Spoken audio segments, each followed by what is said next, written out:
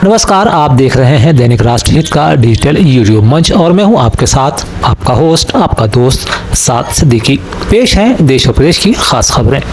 Iran के पूर्व supreme leader ayatollah Ali Khamenei के अंतिम संस्कार में भारत के 2 प्रतिनिधियों के शामिल होने के लिए अब मंजूरी प्रदान कर दी गई है। इनमें विदेश राज्य मंत्री पवित्रा मार्गेरिटा और बिहार के governor lieutenant general retired Syed अता हसनैन का नाम शामिल है। बता दें, ईरान और अमेरिका के बीच भीषण बमबारी साथ ही अमेरिकी आक्रामक हमलों में ईरान के सर्वोच्च नेता सहित कई अन्य शहीद हो गए थे। ऐसे में डिप्लोमेटिक रणनीति अपनाते हुए भारत ने ईरान में प्रधानमंत्री के स्थान पर उक्त प्रतिनिधियों को ईरान में 5 से 9 जुलाई के बीच होने जा रहे अंतिम संस्कार की रस्म में शामिल होने के लिए भेजा जाना तय किया है। बता दें, पीएम मोदी को ईरान के राष्ट्रपति मसूद पेज़ेश्कियान ने इसके लिए औपचारिक निमंत्रण भेजा था।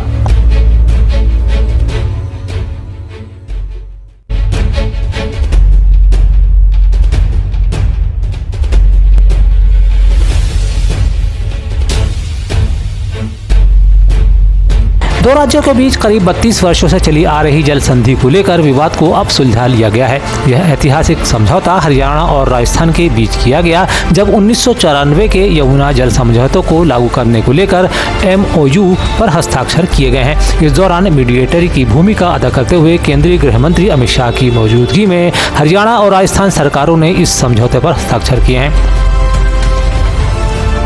ऑपरेशन सिंदूर को लेकर भारतीय जनता पार्टी ने जिस तरह पाकिस्तान पर आक्रामक रुख अपनाया था, उससे अब वो देश में ही विपक्ष के निशाने पर है।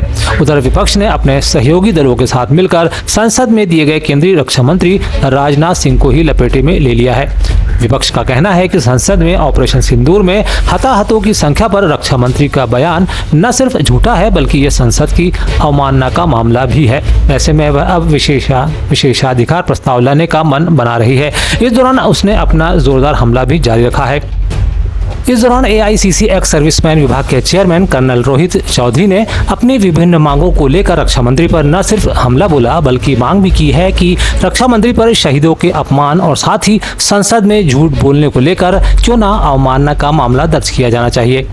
वहीं रक्षा मंत्री के संसद में दिए गए बयान को लेकर पूरा विपक्ष अब एकजुट होता हुआ दिखाई दे रहा है। डिमांड करते हैं कि पहली डिमांड हमारी ये है कि राजनाथ सिंह जी ने संसद में झूठ बोला है। संसद में झूठ बोलने के कारण उनको तुरंत प्रभाव से रक्षा मंत्री के पद से हटाया जाए, या अगर हटते नहीं हैं तो उनका रेजिग्नेशन लिया जाए। अगर रेजिग्नेशन नहीं लिया जाता, नहीं देते हैं तो उनको हटाया जाए। दूसरा, ब्रीच ऑफ प्रिविलेज मोशन उनके खिलाफ लाया जाए ताकि एक एग्जाम्पलरी पनिशमेंट हो। हमारे देश में कोई दोबारा से संसद में गलत बयानी ना कर सके, क्योंकि संसद में जो बात कही जाती थी उसको पार्लियामेंट्री लैंग्वेज कहा जाता था, और कोई दूसरी बात कोई बाहर जाके कोई कहता था तो कहते थे अनपार्लियामेंट्री लैंग्वेज है। तो ये इस पार्लियामेंट में झूठ बोलने का अधिकार किसी को नहीं है। मोदी जी और उनकी पूरी कैबिनेट को इस ताली बजाने के प्रकरण में साथ देने में, राजनाथ सिंह जी का झूठ बोलते हुए साथ देने में, उनसे सबके सामने पब्लिकली माफी मांगी जाए, संसद में माफी मांगी जाए कि देखिए, हम प्रिविलेज मोशन लेकर आएंगे क्योंकि एक ऐसा व्यक्ति जिसको देश का रक्षा मंत्री बनाया है, उस रक्षा मंत्री ने सेना के ही लोगों के साथ धोखा किया है, संसद के मंदिर में झूठ बोला है। तो इस्तीफा तो हम मांगेंगे, प्रिविलेज मोशन लेकर आएंगे, और हम चाहते हैं कि देश के लोग इसमें साथ दें, क्योंकि अगर मानसून सत्र में ये जब हम करेंगे तो बार बार हम जानते हैं कि संसद को स्थगित करेंगे, तो वो होने नहीं देंगे। और इसलिए ये एक ऐसी बात है जिसमें देश के लोगों को भी अपनी आंखें खोलना पड़ेगी, और जो लोग केवल वोट की राजनीति में सेना का इस्तेमाल करते हैं उनके बारे में देश के लोगों को समझना पड़ेगा। जब देश के लोग समझेंगे तो लोकतंत्र अपनी करवट लेगा। मध्य प्रदेश के मुख्यमंत्री डॉक्टर मोहन यादव ने नीमच में देश के केंद्रीय मंत्री प्रहलाद जोशी के साथ 2080 करोड़ लागत वाले 500 मेगावाट नीमच एवं 450 मेगावाट शाजापुर सोलर पार्क का उद्घाटन एवं 1553 करोड़ से अधिक के विभिन्न विकास कार्यों व औद्योगिक इकाइयों का भूमि पूजन और लोकार्पण किया है। इस मौके पर केंद्रीय मंत्री ने कहा है कि भारत दुनिया का दूसरा देश है जहां रेलवे का 100% इलेक्ट्रिफिकेशन हो चुका है, और प्रसन्नता के साथ कह रहा हूं कि रेलवे को मध्य प्रदेश से बिजली मिल रही है।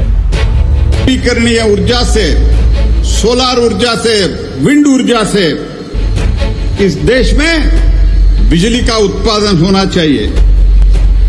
आज मैं प्रसन्नता के साथ कह रहा हूं, मध्य प्रदेश भारतीय रेल को, जो वर्ल्ड के दुनिया के बहुत बड़ा नेटवर्क है, इसके लिए जो 100% इलेक्ट्रिफिकेशन हो गया दुनिया में, भारत अभी दूसरा देश है नेटवर्किंग रेलवे का 100% इलेक्ट्रिफिकेशन हुआ है। स्विट्जरलैंड के बाद भारत ही है, और यूएस ऐसे चीना वगैरह भी नहीं है, सिर्फ भारत है पूरा 100% इलेक्ट्रिफिकेशन हुआ है ट्रेन का।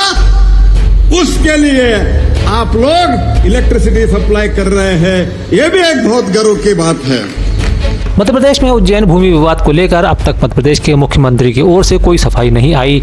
उधर विपक्ष अब भी तकरार के मूड में है। मध्य प्रदेश के विपक्ष के नेता जीतू पटवारी ने मामले पर मुख्यमंत्री डॉक्टर मोहन यादव को सामने आकर सफाई देने के लिए अल्टीमेटम दिया था। जीतू ने कहा है कि यदि वे ऐसा नहीं करते तब पूरे प्रदेश में जन आंदोलन चलाया जाएगा। ऐसे में जबकि दी गई समय सीमा खत्म हो गई है, अब विपक्ष क्या रणनीति अपनाएगा, इस पर राजनीति के पंडित अलग अलग मत रख रहे हैं। हालांकि कांग्रेस के हद तक जाएगी इसकी कोई घोषणा अब तक नहीं की गई है। मीट बताया मोहन यादव जी को आपने आज 23 जून को इंडियन एक्सप्रेस ने भारतीय जनता पार्टी और मुख्यमंत्री और उनके परिवार का जमीन घोटाला उजागर किया था, जिस पर मुख्यमंत्री ने मौन साध लिया है। हमने बार बार उनसे मांग की कि मुख्यमंत्री जी मौन तोड़ो, प्रदेश को और देश को आपकी भावना जाननी है। उधर जब मध्य प्रदेश का पूरा विपक्ष एकजुटता का परिचय देने के लिए बयानबाजी कर रहा है, तब दूसरी तरफ एक बार फिर प्रदेश कांग्रेस के बीच की खाई को दो पार्ट में बंटते हुए दिखाया जा रहा है। बता दें कि जब जीतू पटवारी ने प्रदेश सरकार पर जमीन विवाद को लेकर हमला किया था, तब खुद ही उनके ही बड़े नेता और पूर्व मुख्यमंत्री दिग्विजय सिंह ने अपने ही प्रदेश अध्यक्ष को आड़े हाथों लेते हुए ऐसे में मामला हाईकमान तक पहुंचा था। तब दिग्विजय ने नरम रुख अपनाते हुए पटवारी को अपने बेटे समान बता दिया है। उन्होंने यह बयान पत्रकारों के सामने देते हुए कहा कि जीतू पटवारी हमारे नेता हैं और वे मेरे पुत्र समान हैं। ₹1 में 500 करोड़ की संपत्ति एक निजी ट्रस्ट को दे दी गई। मैंने उसका पता लगाया और जिस न्यास को दी गई उसका मैंने गूगल सर्च किया तो वो सरकारी ट्रस्ट निकला। फिर मैंने गूगल सर्च से उसका जो रजिस्ट्रेशन हुआ था रजिस्ट्रार के यहाँ से, वो भी उसमें जो मेमोरेंडम ऑफ अंडरस्टैंडिंग था उसमें कोई निजी व्यक्ति का मनोनयन नहीं था।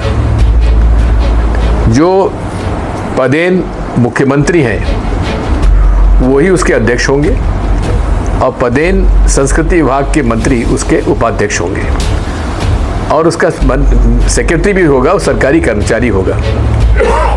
तो ये थोड़ा सा उनकी जानकारी में नहीं था तो इसलिए कह दिया। जयराम रमेश जी ने कहा है कि इस पूरे जमीन घोटाले किसानों के अलग अलग मुद्दों पर मध्य प्रदेश कांग्रेस प्रदेश सरकार पर लगातार हमलावर है। जिलावार उसकी नीति पर चलते कांग्रेस ही अब भी सरकार को घेरने में लगे हुए हैं। तब रतलाम से आई तस्वीरें भाजपा की बेचैनी जरूर बढ़ा देती है। बता दें, रतलाम में खाद, बीज, बिजली जैसी समस्याओं को लेकर हर्ष विजय गहलोत के नेतृत्व में सैकड़ों किसानों ने प्रभावी प्रदर्शन किया है। ऐसे में उनके समर्थन में निकले हजारों किसानों की भीड़ ने राजनीतिक पंडितों को हैरान कर दिया है।